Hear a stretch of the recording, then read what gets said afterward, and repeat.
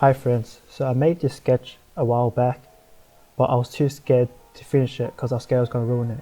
But then I learned that finish is better than perfect, meaning that you rather finish your work knowing that it's not perfect because you're still learning instead of never finishing your work because you're scared you're going to ruin it. So I decided to put it into Illustrator and try some new techniques out with it. So I watched two videos, one video explaining how to make a color palette and a second video showing how to do a grain brush texture. I'll link those down below. Normally I don't color in stuff because I'm really bad and I have no idea which colors to pick, but I found this video which helped that out quite a bit. So firstly you want to have your first color, which is this. Then copy it down a little bit.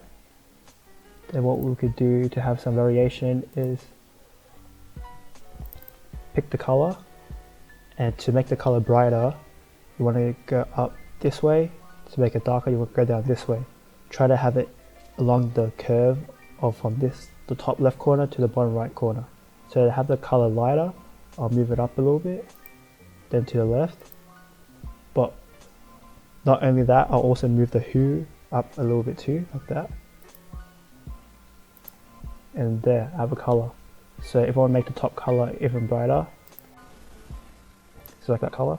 Now we'll go up here, do the same thing, move it up inside a little bit, so move the brightness up a little bit, move the hue up, and there's my next color.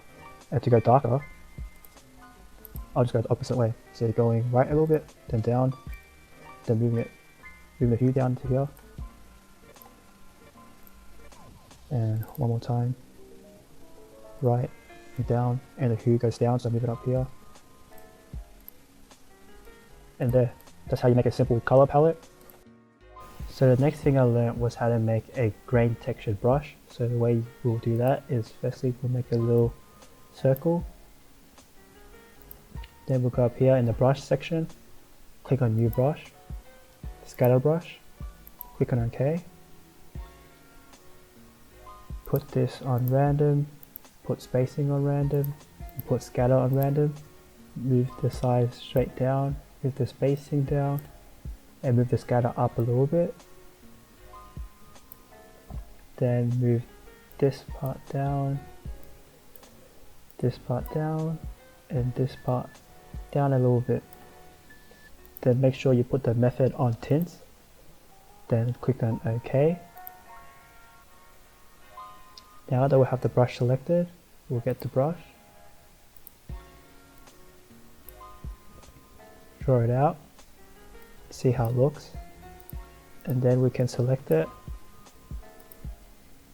double click on it again, and click on preview, so we can change it around to get the sizing and spacing the way you want it.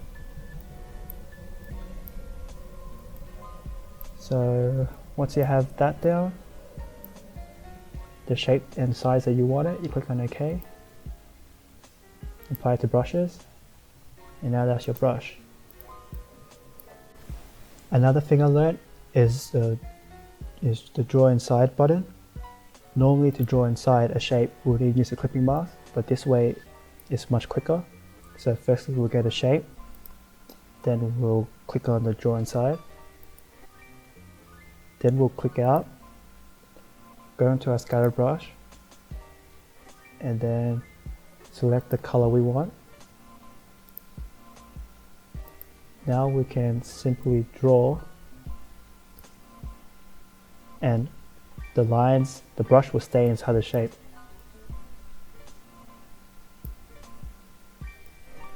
Then once we're done, all we need to do is just click out, back to draw normal, and then now your brush is back to normal. Also, you can always change the color of your brush by simply just changing the color. Even selecting a brush, or even selecting the line you already drew and then changing the color. You can also go here to a stroke and change the size of it too. You want it to be larger, or you want it to be smaller. So this is the first time I've learnt these techniques, and I'm going to test out these techniques on my sketch. So now I'm going to show you guys a time lapse of me working on my sketch. So I hope you guys enjoy, and sorry for being super nervous. Later.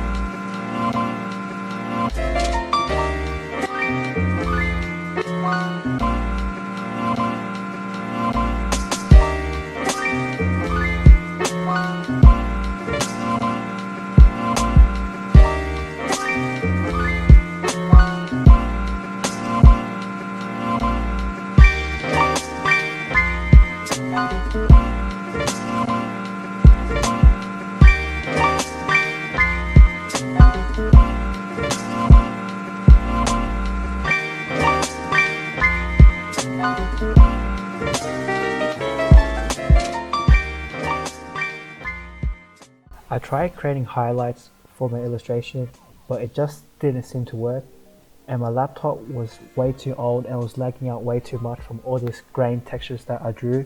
I wasn't able to record the background process because my laptop had the freezing, but here it is.